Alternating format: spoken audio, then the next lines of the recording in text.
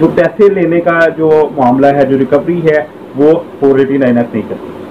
बहुत कम लोग इसके बारे में वाकिफ हैं। गौर से सुने, 489F जस्ट एक आपकी अरेस्ट है। नॉन कॉग्निजेबल ऑफेंस जो हुआ उसके जवाब में पुलिस ने उस बंदे को अरेस्ट कर लिया जिसने डिसऑनेस्टली चेक जो है वो इशू किया है। आपको डिसऑनेस्टली चेक जो है वो इशू किया है, ठीक है। अब वो जो डिसऑनेस्टी है वो फाइंड हो गई है, तो वो उसको अरेस्ट हो जाएगा, ट्रायल होगा, लेकिन trial court is not a recovery court.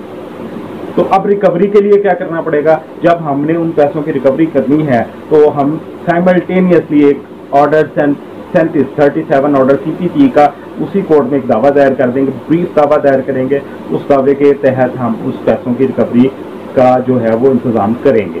अब आपके जो वकील हैं, आपके जो लॉयर हैं, वो आपको बेहतर तरीके से गाइड कर सकते हैं। हमारे नंबर नीचे आ रहे हैं, आपको अगर आप हमारी खदमात लेना चाहें हमारी फर्म की, तो उसका नंबर नीचे मौजूद होगा।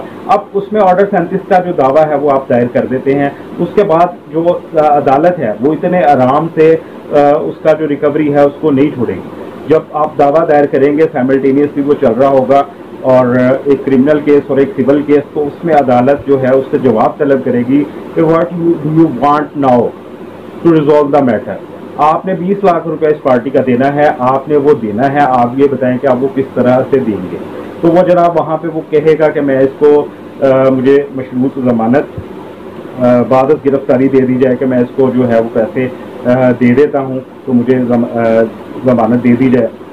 या फिर वो ये कहेगा कि मैं किस्तें कर देता हूँ, मैं इनको कुछ मजीद और चेक इशू कर देता हूँ 2-2 लाख के, 1-1 लाख के।